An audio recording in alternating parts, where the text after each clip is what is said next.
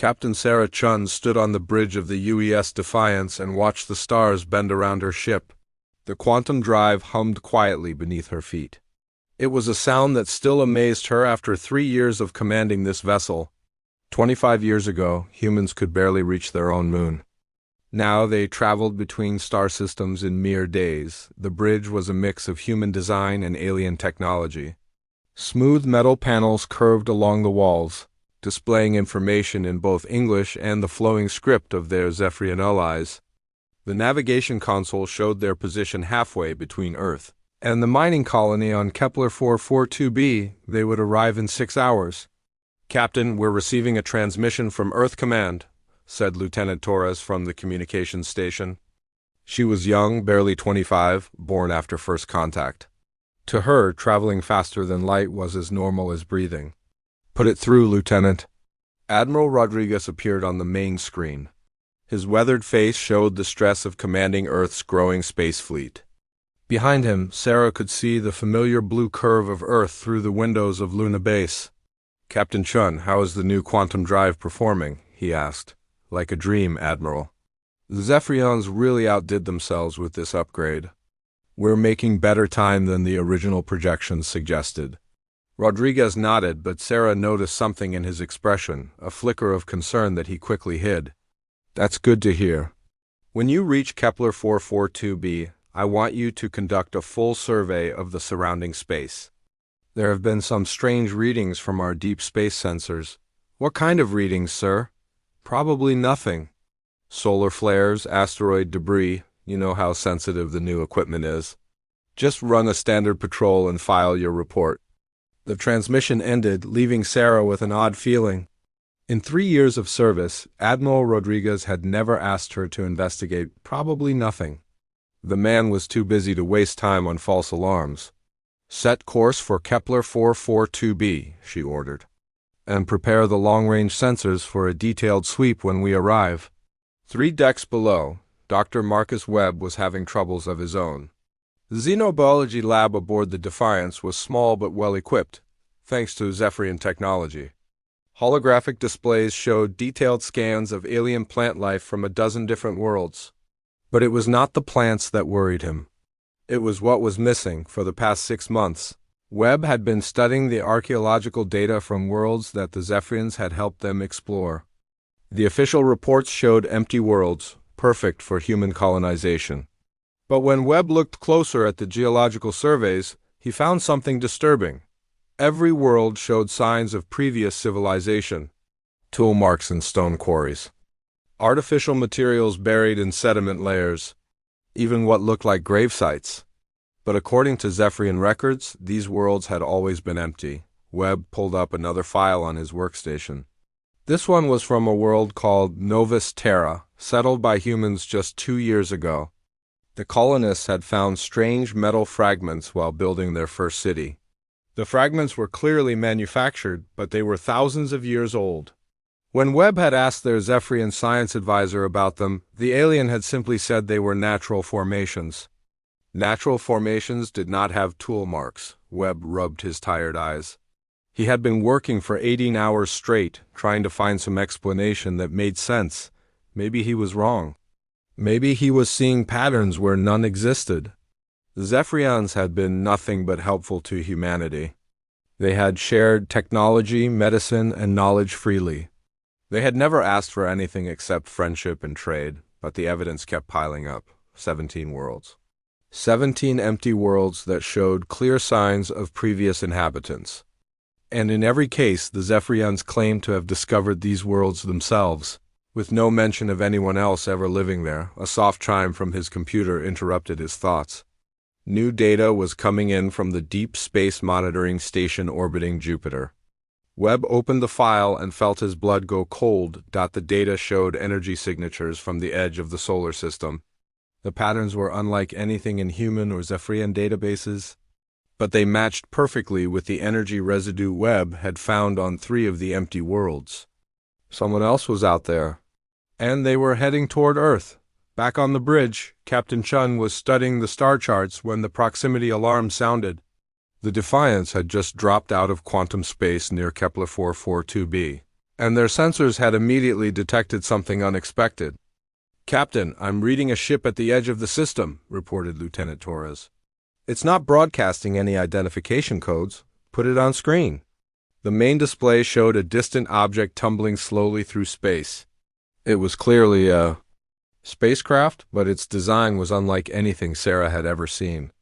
Where human ships were angular and Zephyrian vessels were smooth curves, this ship looked like it had been grown rather than built. Its hull was dark and scarred with what looked like damage from weapons fire. "Any life signs?" Sarah asked. "Faint readings, Captain. The ship appears to be running on emergency power." Sarah made a decision that would change everything. Set course for that vessel. Prepare a rescue team. As the Defiance approached the damaged ship, more details became visible. The hull was covered in strange symbols that seemed to shift and change in the light. Sections of the ship had been torn away, exposing internal structures that looked organic rather than mechanical. "Captain, I'm detecting a transmission from the ship," Torres said. "It's very weak, and the language is unknown." "Can you clean it up?" Torres worked at her console for several minutes. "I think so. The signal is repeating. It seems to be some kind of automated distress call." The speakers crackled, and then a voice filled the bridge. It was clearly not human, with a rasping quality that suggested a different vocal structure. But the emotion in the voice was unmistakable. It was fear. Dr. Webb's voice came over the intercom from the science lab. "Captain, you need to see this. I've been analyzing the energy signatures from that ship. They match readings I've found on several worlds that the Zephyrians claimed were uninhabited." Sarah felt a chill run down her spine. "Doctor, are you saying this ship belongs to one of the missing civilizations?" "I'm saying it's possible, Captain." "Very possible." On the main screen, the damaged ship continued its slow tumble through space. Its hull was split open in several places, and Sarah could see the scorch marks of energy weapons. Someone had tried very hard to destroy this vessel. Someone had wanted to make sure it never reached its destination, but it had survived. Against all odds, it had made it to the edge of Earth's solar system. And now it was broadcasting a message that no one could understand. Sarah looked at the faces of her crew. They were all young, all born into a world where humanity had friends among the stars. They had grown up believing that the galaxy was a safe place, protected by wise and benevolent allies. Sarah had a terrible feeling that they were about to learn otherwise. "Red alert," she ordered. "All hands to stations. And send a message to Earth Command. Tell them we've found something they need to know about." As the Defiance moved closer to the alien ship, Sarah could not shake the feeling that everything was about to change. For 25 years, humanity had trusted their Zephyrian allies completely. They had reshaped their entire civilization based on alien advice and technology. But what if that trust had been misplaced? What if the Zephyrians were not the wise guardians they claimed to be? The damaged ship on the screen looked like it had fled from a battle. The question was, who had it been fighting? And why was it here, at the edge of human space, broadcasting a message of fear into the void? Sarah was about to find out. The damaged alien ship was barely holding together. Captain Sarah Chun watched through the main screen as her rescue team worked to dock with the strange vessel. The ship's hull looked like it was made from some kind of living metal that had been burned and twisted by weapons fire. "Captain, we've managed to establish a weak connection with their emergency systems," reported Lieutenant Torres. "The atmosphere inside is breathable, but barely. Life support is failing. How many survivors?" "Maybe 3. The bio readings are faint." Sarah made her decision quickly. "Prep the medical bay. I want Dr. Kim standing by with full alien contact protocols, and get Dr. Webb up here. I want his opinion on what we're dealing with." 20 minutes later, the rescue team returned with 2 alien survivors.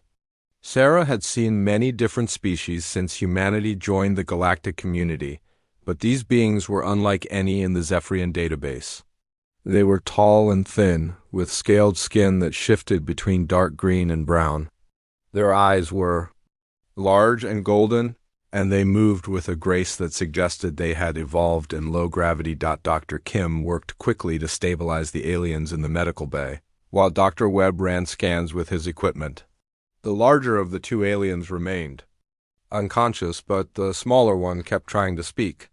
Its voice was a series of clicks and hisses that the ship's computer could not translate. "Any luck with the language?" Sarah asked Torres.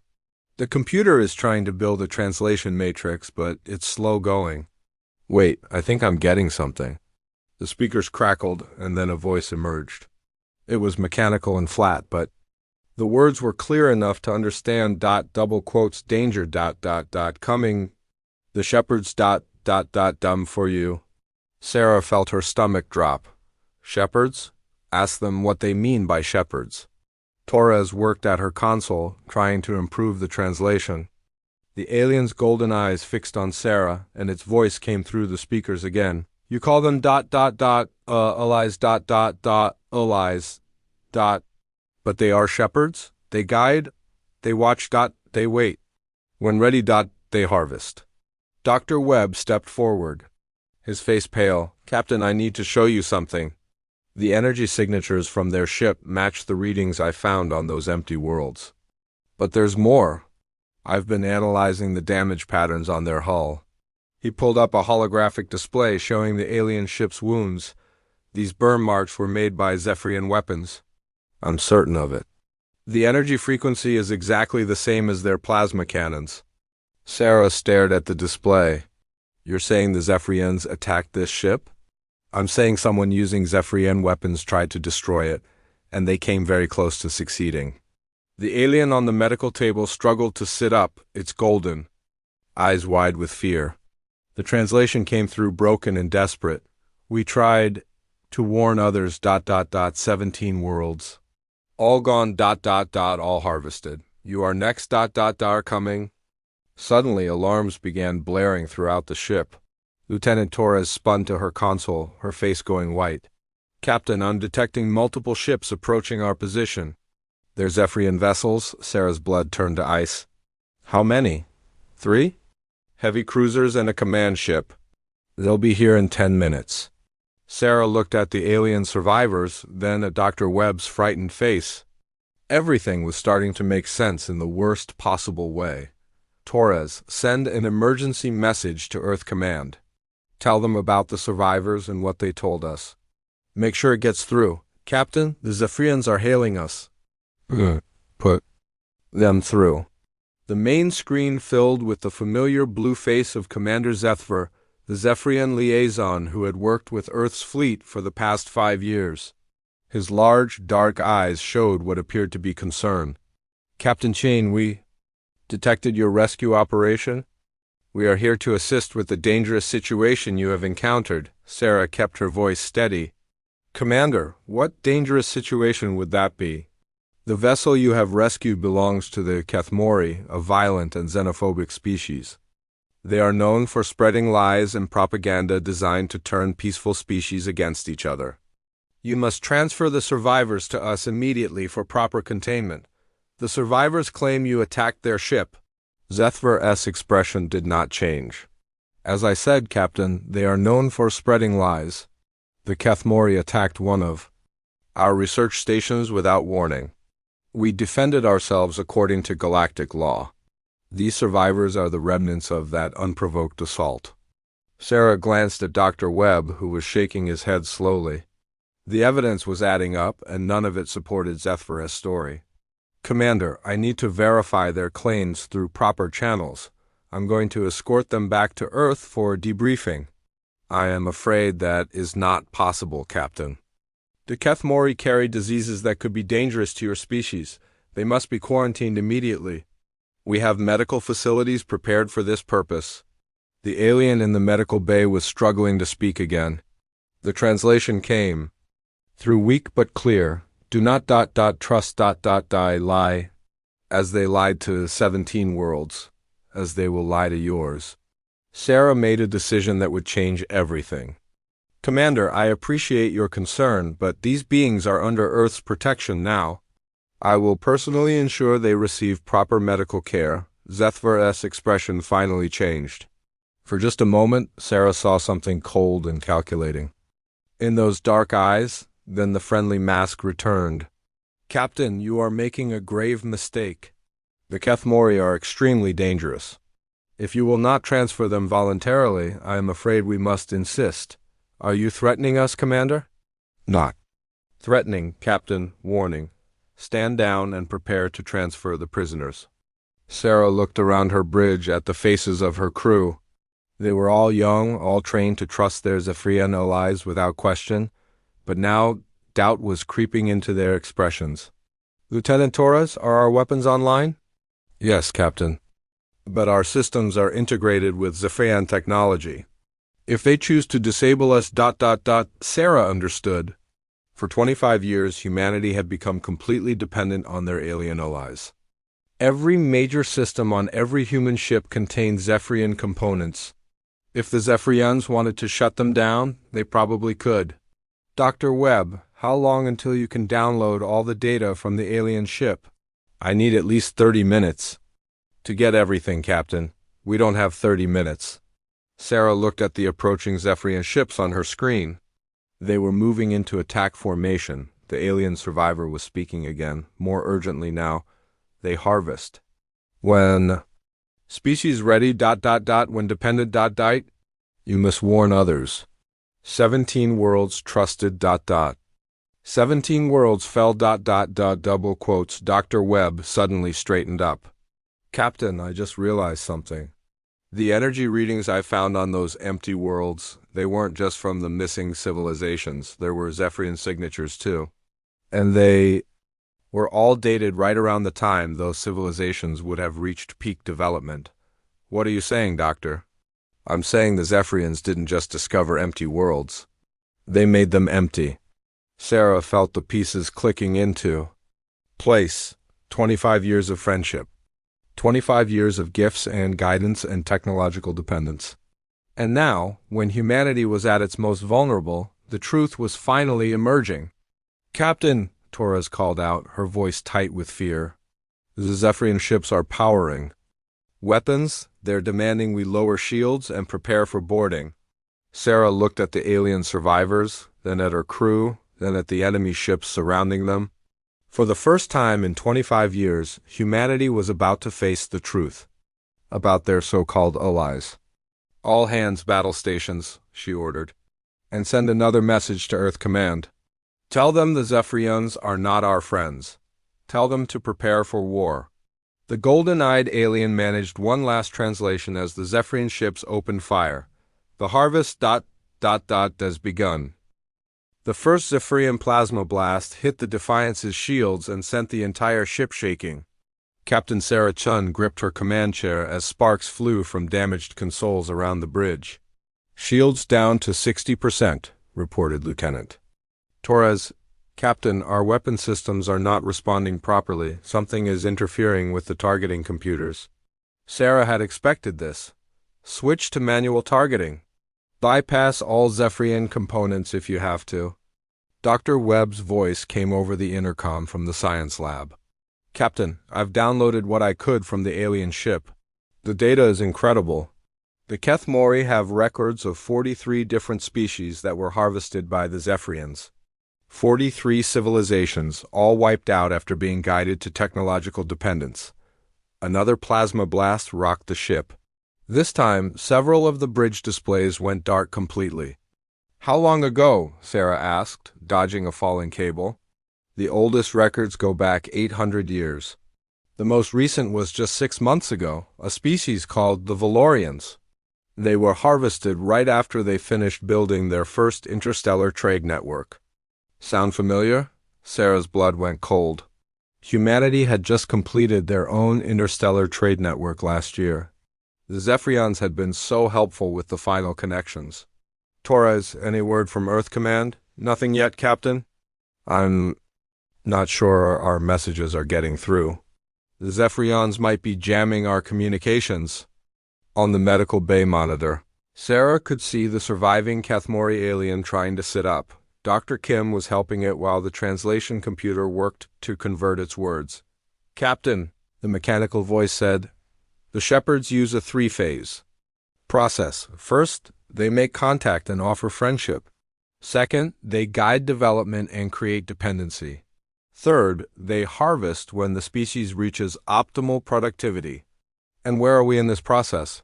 Phase 3 has begun. Your planet is surrounded. Sarah felt her heart stop. What do you mean surrounded? Torres suddenly looked up from her console, her face white with terror.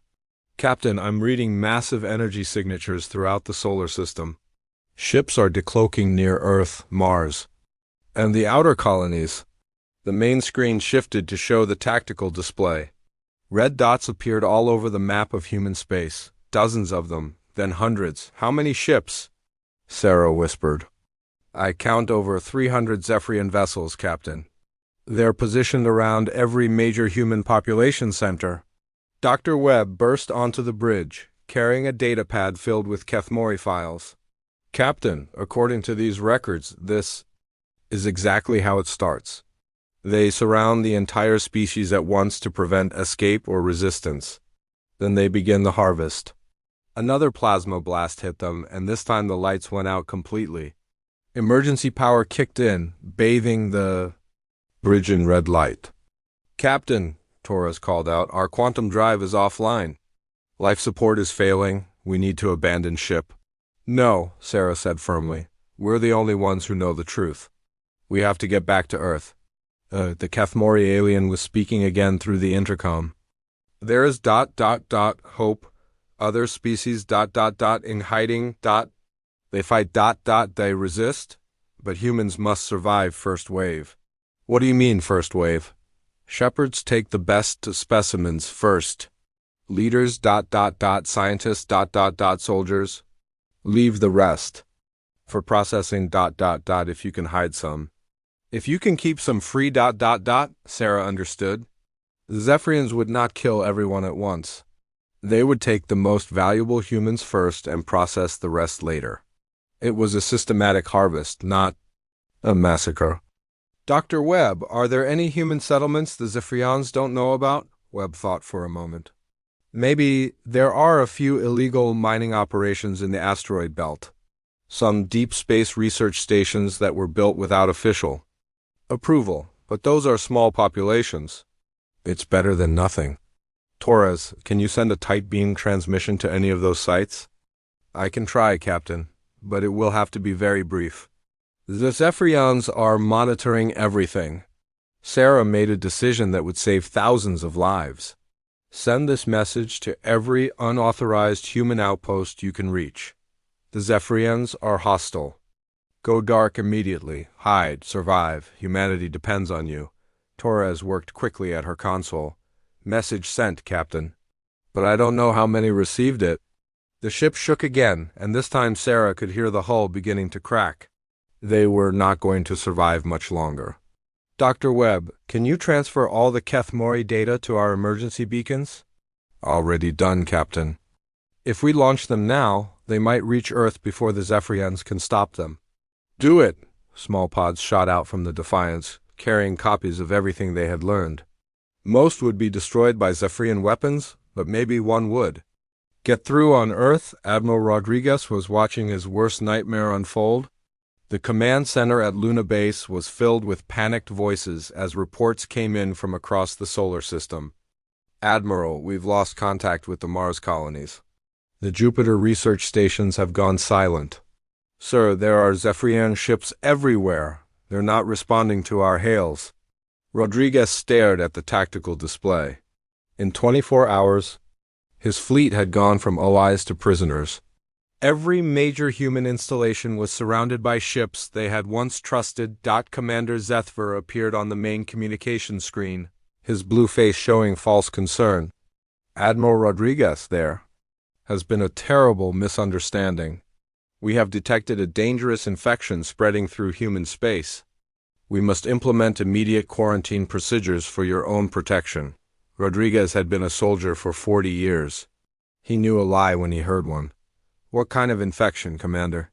A psychological virus spread by the Kethmori terrorists?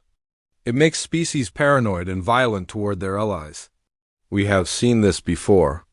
The only cure is temporary isolation while we develop a treatment. And if we refuse this isolation? Zeth's expression hardened slightly. The infection is too dangerous to allow it to spread, Admiral. We will implement quarantine procedures with or without your cooperation. Rodriguez looked around the command center at the faces of his officers.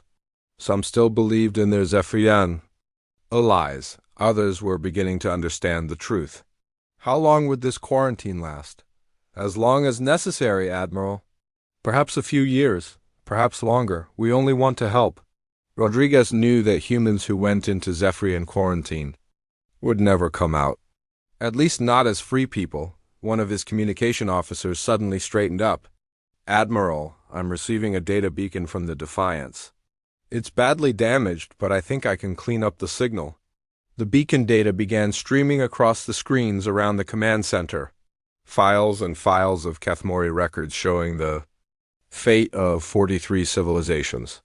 Evidence of systematic harvest operations spanning 8 centuries. And at the end, Captain Chun's final message. Earth Command, the Zephyrians are not our allies. They are predators who have been preparing us for harvest. Trust nothing they say. Use nothing they gave us. Fight with whatever weapons they did. Not touch, humanity must survive. Rodriguez looked at the data, then at Commander Zeth's image on the screen. The Zephyrian's dark eyes showed nothing but cold calculation now that the pretense was dropping away. Commander, Rodriguez said slowly, I think we're going to have to decline your generous offer of quarantine. I am sorry to hear that, Admiral, but the decision is no longer yours to make. All around Earth, Zephyrian ships began to move into attack formation. The harvest was about to begin, but Rodriguez was already thinking about Captain Ching's message. Fight with weapons they did not touch. Hidden in storage facilities around Luna Base were crates of old weapons from before first contact, nuclear missiles, chemical explosives, kinetic railguns. The Zephyrians had convinced humanity to abandon these primitive weapons in favor of their advanced technology. But now those primitive weapons might be the only things that could save them. Rodriguez turned to his officers. Gentlemen, we're about to find out if the old ways still work. The first humans disappeared during the night shift. Workers at the lunar mining facility went to sleep in their quarters and simply vanished. Their beds were empty, their clothes left behind, but there were no signs of struggle. It was as if they had been plucked away by invisible hands. Admiral Rodriguez watched the reports flood in from across human space. The same pattern everywhere. People going to sleep and never waking up. Not dead, just gone. How many so far? He asked his aide. Approximately 50,000 in the last 6 hours, sir. Scientists, engineers, military officers, doctors. They're taking the most skilled people first, Rodriguez nodded grimly. The Kethmori data had warned them about this. The Zephyrians always harvested the most valuable specimens before moving to the general population. Any word from Captain Chung? The Defiance went silent 4 hours ago, sir. We have to assume they were captured or destroyed. Rodriguez stared at the tactical display showing Earth surrounded by enemy ships. His own fleet was scattered and mostly powerless. Every ship that tried to approach the Zephyrian vessels simply shut down as their systems were remotely disabled. But in the storage bays beneath Luna Base, old weapons were being dragged out of storage. Nuclear warheads that had gathered dust for 25 years. Chemical rockets that the Zephyrians had called crude and wasteful. Railguns that fired simple metal slugs using magnetic acceleration. Sir? Called out Lieutenant Park from the weapons station. The old arsenal is almost ready. We have 12 nuclear missiles, 40 chemical rocket torpedoes, and 6 railgun platforms. Against 300 enemy ships, Rodriguez said quietly. Well, David had worse odds against Goliath. On Earth's surface, panic was spreading through the major cities. The disappearances were impossible to hide, and word was getting out through old communication networks that the Zephyrians had not touched. Radio broadcasts, fiber optic cables. Even ham radio operators were spreading the news. Dr. Sarah Kim had escaped from the medical bay of the Defiance just before the ship was destroyed. She floated in a rescue pod with the two Kethmori survivors, watching debris scatter through space. The larger alien had died from its injuries, but the smaller one was still alive. How do we fight them? She asked through the translation device. The Kethmori's golden eyes were full of pain, but also determination. Others fight ... in the dark places? Hidden worlds ...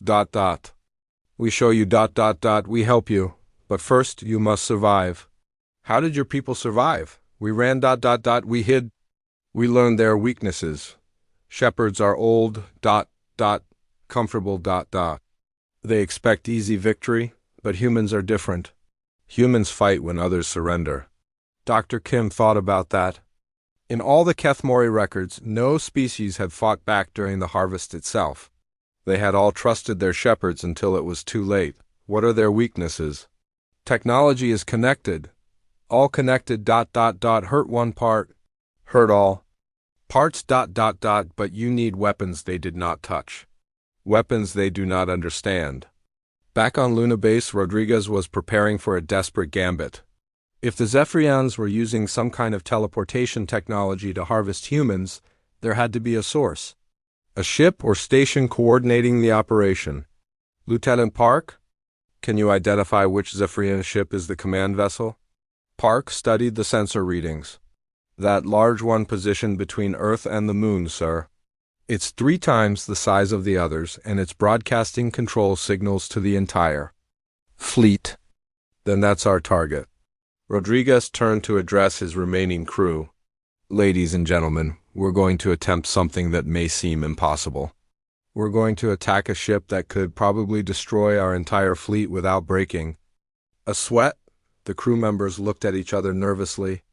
They were all young, trained to use Zephyrian technology, raised to believe their alien allies were invincible. Sir, one of them asked, how can our old weapons possibly damage their shields? Rodriguez smiled grimly. Because their shields are designed to stop energy weapons and advanced projectiles. They might not be calibrated for simple nuclear explosions and kinetic impacts. He was gambling everything on the idea that the Zephyrians had become too sophisticated for their own good. After centuries of fighting advanced civilizations, they might have overlooked basic threats. The first nuclear missile launched from Luna Base streaked toward the Zephyrian command ship. Rodriguez watched on the main screen as the ancient weapon flew through space on a column of chemical flame. It looked primitive compared to the sleek plasma weapons the Zephyrians used. The enemy ship's point defense systems fired at the missile, but their targeting was off. The Zephyrian computers could not understand why anyone would use such crude technology.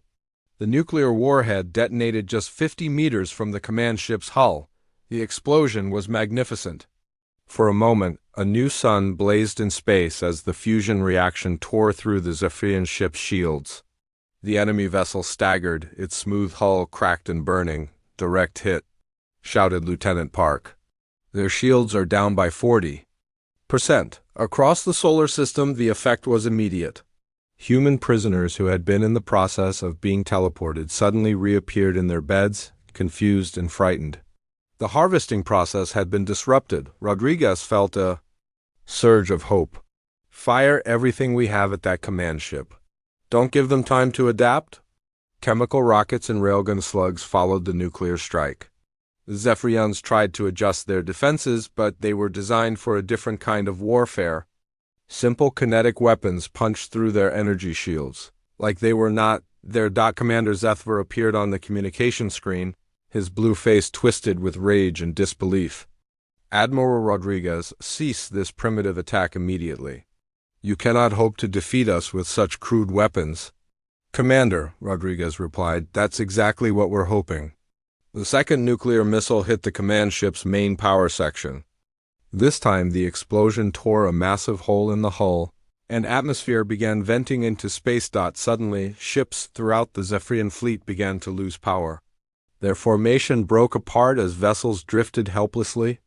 Rodriguez realized that Dr. Webb and the Kethmori had been right.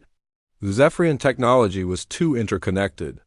Damage to the command ship was cascading through their entire network. Sir, Lieutenant Park was almost shouting with excitement.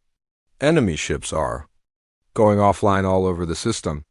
It looks like their entire fleet is networked through that command vessel.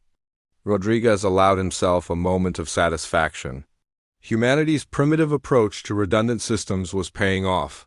Human ships could operate independently even if command was destroyed. The Zephyrians had apparently never considered that advantage, but the victory was incomplete. On Earth's surface, millions of humans were still missing. And throughout the galaxy, there were still hundreds of Zephyrian fleets harvesting other worlds. Dr. Kim's rescue pod was picked up by a human patrol ship that had managed to restart its engines after the Zephyrian network went down. The Kethmori survivor was taken to the medical bay while Kim rushed to the bridge. Captain, we need to send a signal to every free species in the galaxy. The humans have found a way to fight the shepherds. The ship's captain, a grizzled veteran named Williams, looked skeptical. With what? Old nuclear weapons? No, Captain. With something much more dangerous, human stubbornness. The Kethmori alien was speaking again through the translation device. Tell them ... tell the hidden ones. The harvest can be stopped. Humans show the way, but must be quick. Shepherds will adapt, will send more ships. Rodriguez received the message while he was coordinating the cleanup of the disabled Zephyrian fleet. Many of the enemy ships were surrendering, their crews apparently unable to function without their central command network, but he knew this was just the beginning. Earth had won one battle, but the war was far from over. The Zephyrians had been harvesting species for 800 years. They would not give up easily. Lieutenant Park, send a message to every human outpost that's still free. Tell them what we learned here. Tell them to dig out every old weapon they can find. And tell them to spread the word to any aliens who will listen. Rodriguez looked at the burning wreckage of the Zephyrian command ship. For 25 years, humanity had been sheep led to slaughter. But sheep, when cornered, could sometimes surprise the wolves. The harvest had begun, but now the prey was fighting back. 6 months after the battle at Earth, Admiral Rodriguez stood on the bridge of the U's Liberation, humanity's first warship built entirely with pre-contact technology. Around him, a fleet of 50 vessels approached the Zephyrian home system. They were crewed ships by galactic standards, powered by fusion reactors and armed with nuclear weapons. But they had one advantage the enemy had never faced before. They could not be shut down remotely. The Liberation's communication officer looked up from her station. Admiral, we're receiving transmissions from the surface. It sounds like there are other species down there. Rodriguez nodded. Intelligence gathered from captured Zephyrian ships had revealed the truth about their home world. It was not just a Zephyrian planet. It was a prison world where they kept the most valuable specimens from every species they had harvested. Dr. Kim, what's the status of our alien allies? Dr. Sarah Kim, now serving as the fleet's xenobiology advisor, checked her reports. The Kethmori have provided us with the locations of 17 hidden resistance bases throughout the galaxy. 6 other species have joined the alliance. They're calling us the Liberation Fleet. It had taken months to build the fleet and gather allies. The message that humanity had defeated a Zephyrian harvest fleet spread through the galaxy's hidden networks like wildfire.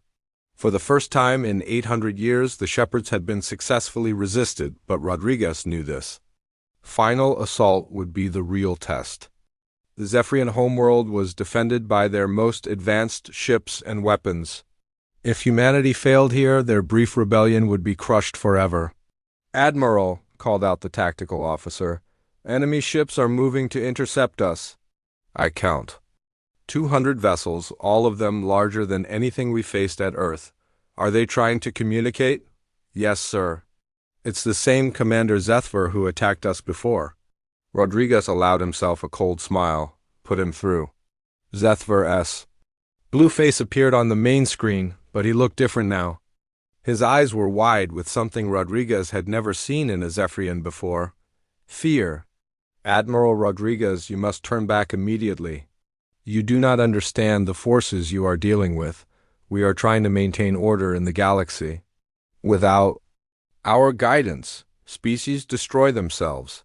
Like the 43 civilizations you harvested? We preserved the best of each species. We saved them from extinction. Rodriguez looked around his bridge at the faces of his crew.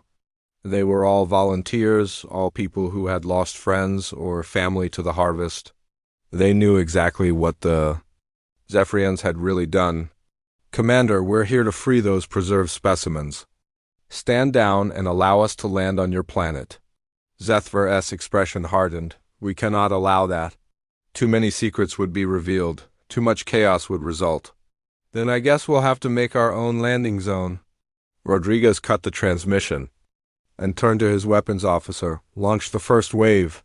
50 nuclear missiles streaked toward the Zephyrian fleet.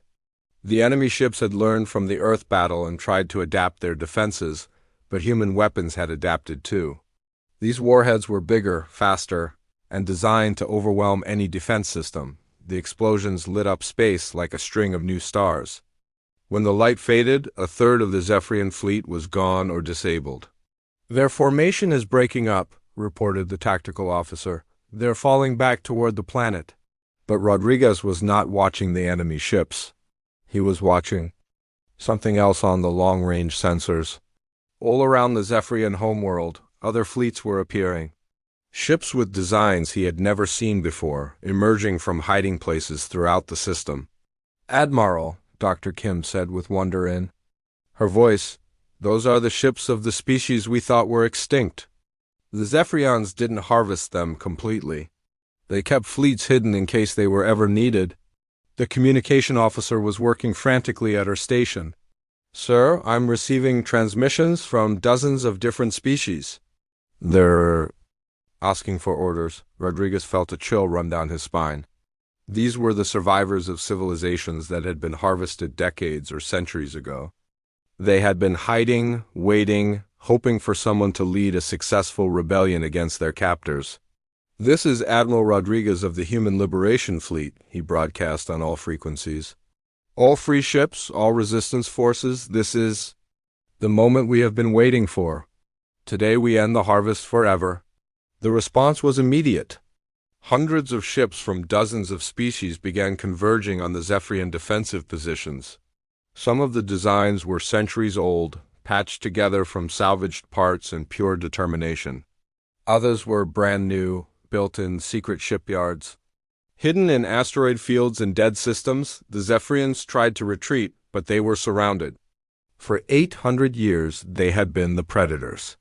Now they were the prey. The battle was brief but decisive. Without their network advantages and facing enemies who refused to surrender, the Zephyrian fleet crumbled.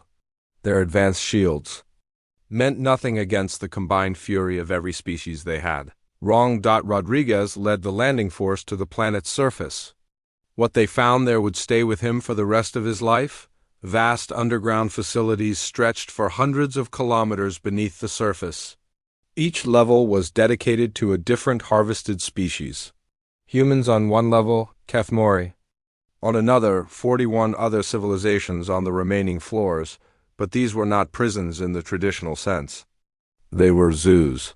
The Zephyrians had kept specimens of each species in carefully controlled environments, studying them, learning from them, occasionally breeding them for specific traits. Dr. Kim worked with the other liberation forces to free the prisoners. Many had been held for generations and knew nothing of the outside galaxy. Children who had been born in captivity, adults who remembered their homeworlds only as distant dreams. "How many are there?" Rodriguez asked. "Preliminary counts suggest over 10 million individuals from all the harvested species combined." The Zephyrians kept detailed records of everyone they took. Rodriguez walked through the human section and saw faces he recognized from missing persons reports. Scientists who had vanished years ago. Soldiers who had disappeared during routine missions. Civilians who had been taken from their beds during the harvest. But he also saw something else. Children who had been born in captivity, but had been secretly taught about Earth by their parents. Adults who had spent years planning for this moment. Humans who had never given up hope that someone would come for them. Commander Zethvar was captured trying to escape in a small transport ship. When they brought him before Rodriguez, the alien's arrogance was completely gone. "You have doomed the galaxy," Zethver said quietly. "Without our guidance, these species will war against each other. They will destroy themselves within generations." Rodriguez looked at the alien who had tried to harvest his species. "Maybe, but at least they'll have the choice." The aftermath of the liberation took years to sort out. 44 different species had to be reintroduced to a galaxy that had changed dramatically since their harvests. Some chose to rebuild their old civilizations. Others decided to start fresh on new worlds. Humanity became the unofficial coordinators of the new galactic community, not because they were the strongest or the smartest, but because they were the ones who had refused to give up when defeat seemed certain. The Zephyrians themselves were not executed or enslaved. They were given a choice: adapt to a galaxy where they were no longer the shepherds, or find a distant corner of space where they could live without interfering with other species. Most chose exile. Rodriguez retired to a small farm on Earth, but he kept in touch with the growing network of free worlds. Sometimes he would receive messages from species that humanity had helped liberate. Other times he heard about new civilizations that had been contacted by the Alliance and offered friendship instead of guidance. Dr. Kim established a new research institute dedicated to studying cooperative relationships between species. The Kethmori survivor who had warned humanity became her first research partner. Captain Sarah Chun, who had survived the destruction of the Defiance and spent months in Zephyrian captivity, took command of humanity's first peaceful exploration vessel. Her mission was to make contact with species that the Zephyrians had never found and offer them something that had not existed in the galaxy for 800 years: true friendship between equals and throughout the galaxy on worlds that had been empty for centuries. New settlements began to appear. Children played under alien suns while their parents worked to rebuild civilizations that had been lost. The harvest was over, and the galaxy was free to grow again. The memorial that was built on Earth bore a simple inscription: "They were our allies until they weren't. But we were their prey until we weren't."